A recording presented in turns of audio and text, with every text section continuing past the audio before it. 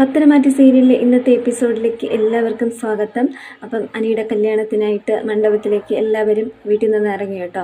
അപ്പോഴത്തേനും നമ്മുടെ ആദർശ് അനിയോട് കാറിൽ വെച്ച് പറയുന്നുണ്ട്, ഇനിയിപ്പം ഇന്നലെ ഞാൻ സത്യങ്ങളൊക്കെ അറിഞ്ഞപ്പോൾ തന്നെ ഈ കല്യാണം മുടക്കാൻ വേണ്ടി ഞാൻ ശ്രമിച്ചതാണ്, പക്ഷെ അത് നടന്നില്ല. ഇനി നീ അതൊന്നും ആലോചിക്കണമെന്ന് പറഞ്ഞിട്ട് നമ്മുടെ മണ്ഡപത്തിലോട്ട് പോവുക കേട്ടോ. പോയതിന് ശേഷം നമ്മുടെ അഫിരാമിയും അച്ഛനും അമ്മയൊക്കെ കാറിൽ നിന്ന് ഇറങ്ങിയിട്ട് ചുറ്റും നോക്കുക കേട്ടോ. അഫിരാമയെ തട്ടിക്കൊണ്ട് പോയവർ അവിടെ എങ്ങാണ്ടേലും ഉണ്ടോ, ഈ കല്യാണം ഇന്ന് കല്യാണം കഴിയുന്നത് വരെ അവരാരും ഒരു ശല്യത്തിന് വരാണ്ടിരിക്കാൻ വേണ്ടിയിട്ട് അവർ പ്രാർത്ഥിക്കുക കേട്ടോ. അപ്പോഴത്തേനും നമ്മുടെ അടുത്ത് വന്നിട്ട് ചോദിച്ച്, ഇതെങ്ങനെ ഈ കല്യാണാലോചന നിനക്ക് വന്നത്, അനന്തപുരി തറവാട്ടിൽ നിന്ന് ചോദിക്കുമ്പോൾ പറയുന്നുണ്ട്, അഫിരാമിയുടെ അമ്മ പറയുന്നുണ്ട്, അത് പയ്യന് എൻ്റെ മോളെ കണ്ട് ഇഷ്ടപ്പെട്ട് വന്നതാണ്, എൻ്റെ മോൾ നല്ല സുന്ദരിയല്ലേ, അങ്ങനെയാണ് ഈ കല്യാണം നടക്കുമെന്നൊക്കെ പറയുക കേട്ടോ. എന്നിട്ട് പറയുന്നുണ്ട്, അഫിരാമിയുടെ അച്ഛൻ ആകെപ്പാടെ ടെൻഷൻ അടിച്ചിരിക്കുക കേട്ടോ. അപ്പത്തിന് അഫിരാമി പറയുന്നുണ്ട്, ഇനി എന്തായാലും ഇവർ വരാൻ പോകുന്നില്ല എന്നൊക്കെ പറഞ്ഞ് സമാധാനിപ്പിക്കുക കേട്ടോ. എന്നിട്ട് അഫിരാമിയുടെ അച്ഛനാണെങ്കിൽ അച്ഛൻ്റെ അടുത്തേക്ക് ഒരാൾ വന്നിട്ട് ചോദിക്കുന്നുണ്ട്, എൻ്റെ 10 പവൻ്റെ സ്വർണം നിനക്ക് തന്നായിരുന്നു, അത് മോളുടെ കല്യാണം കഴിഞ്ഞുകൊണ്ട് എനിക്ക് പെട്ടെന്ന് തരണേന്ന് പറയുക. അപ്പോഴത്തേനും അഫിരാമിയുടെ അച്ഛൻ പറയുക, ഇതുപോലെ ഓരോരുത്തരുടെ കയ്യിൽ നിന്നാണ് ഈ സ്വർണ്ണമൊക്കെ വാങ്ങിച്ചത്, എന്തായാലും അനന്തപുരി തറവാട്ടിലോട്ടല്ലേ പോകുന്നത്, അവിടെ സ്വർണ്ണമാണല്ലോ അവിടെ, അപ്പോഴത്തേനും പെട്ടെന്ന് തന്നെ തിരിച്ചു തരാമെന്നൊക്കെ പറഞ്ഞ് പോവുക കേട്ടോ.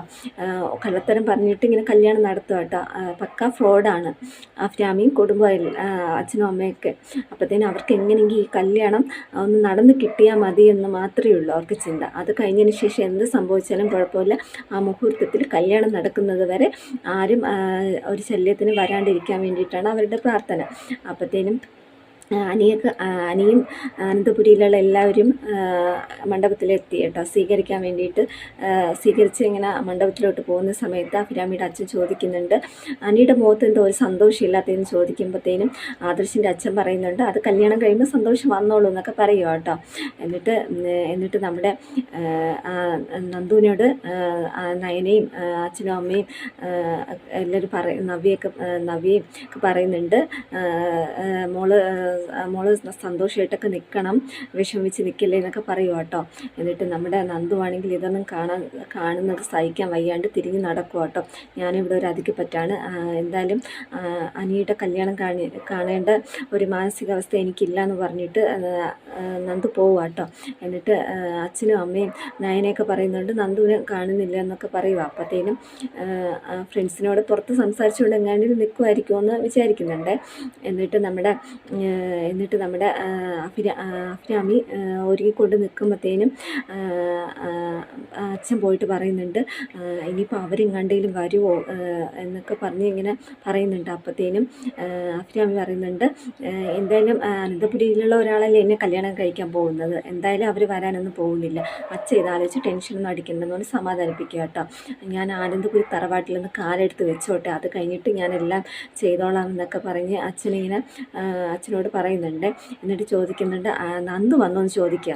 അപ്പോഴത്തേനും ഞാൻ കണ്ടില്ല, അവിടെ കാണുമായിരിക്കുമെന്ന് പറയുക കേട്ടോ. എന്നിട്ട് അനി എങ്ങനെയാണെന്ന് ചോദിക്കുമ്പോൾ പറയുന്നുണ്ട്, അവൻ്റെ മുഖത്ത് വിഷമാണ്, അവന് നല്ല വിഷമമുണ്ടെന്നൊക്കെ പറയുക. അപ്പോഴത്തേനും പറയുന്നുണ്ട്, അവന് എന്നെ ഇഷ്ടമല്ലല്ലോ, നന്ദുവിനെയല്ലേ ഇഷ്ടം, അത് മാത്രമല്ല എനിക്ക് അവന് വലിയ ഇഷ്ടമൊന്നുമല്ല, ഞാൻ അവൻ്റെ സ്വത്തും പണമൊക്കെ കണ്ടാണ് ഞാൻ കല്യാണം കഴിക്കുന്നതെന്നൊക്കെ പറയുക കേട്ടോ.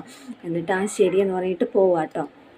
എന്നിട്ട് നമ്മുടെ ആദർശ് അനിയെ വിളിച്ചിട്ട് പറയുന്നുണ്ട്, നിൻ്റെ മുഖം കണ്ടപ്പോൾ തന്നെ എല്ലാവർക്കും നല്ല വിഷമമായിട്ടാണ് തോന്നിയത്, നീ ഒന്ന് സന്തോഷമായിട്ട് നിൽക്കുമെന്ന് പറയുക. അപ്പോഴത്തേനും അനി പറയുന്നുണ്ട്, എനിക്ക് അങ്ങനെ സന്തോഷം അഭിനയിക്കാൻ പറ്റത്തില്ല എന്ന് പറയുക. എന്നിട്ട് പറയുന്നുണ്ട്, അഫിരാമി നമ്മുടെ കുടുംബത്തിന് പറ്റിയ കുട്ടിയല്ല എന്നൊക്കെ പറയുന്നുണ്ട്. അപ്പോഴത്തേനും പറയുന്നുണ്ട്, എന്തായാലും ഇതുവരെ എത്തിയതല്ലേ, നീ എന്തായാലും നന്ദുവിനെ മറക്കണം, അതുമല്ലാണ്ട് ഇനി ആ കുടുംബത്തിലേക്ക് നന്ദു കൂടി വന്നാലാണ്ട് അത് ശരിയാവത്തില്ല എന്നൊക്കെ പറഞ്ഞിട്ട് നമ്മുടെ അനീനെ പറഞ്ഞ് സമാധാനിപ്പിക്കും. എന്നിട്ട് നമ്മുടെ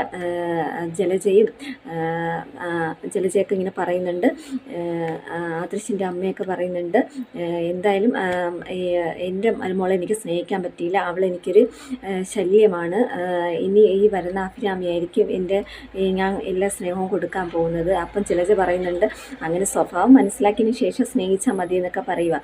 അപ്പോഴത്തേനും അവൾ നല്ല കുടുംബത്തിൽ നിന്ന്, നല്ല ആട്ടിയും നല്ല കുടുംബത്തിൽ നിന്ന് വരുന്നതാണ്, ഇവരെ നിങ്ങളെ പോലെ പറ്റിച്ചിട്ടല്ല ഈ കുടുംബത്തിലോട്ട് വരുന്നതെന്നൊക്കെ പറയുന്നുണ്ട്. എന്നിട്ട് നമ്മുടെ കല്യാണത്തിൻ്റെ ഒരുക്കങ്ങളൊക്കെ നമ്മൾ നന്ദുവിനെ അന്വേഷിക്കുന്നുണ്ട്. നന്ദുവിനെ കാണാനില്ലല്ലോ.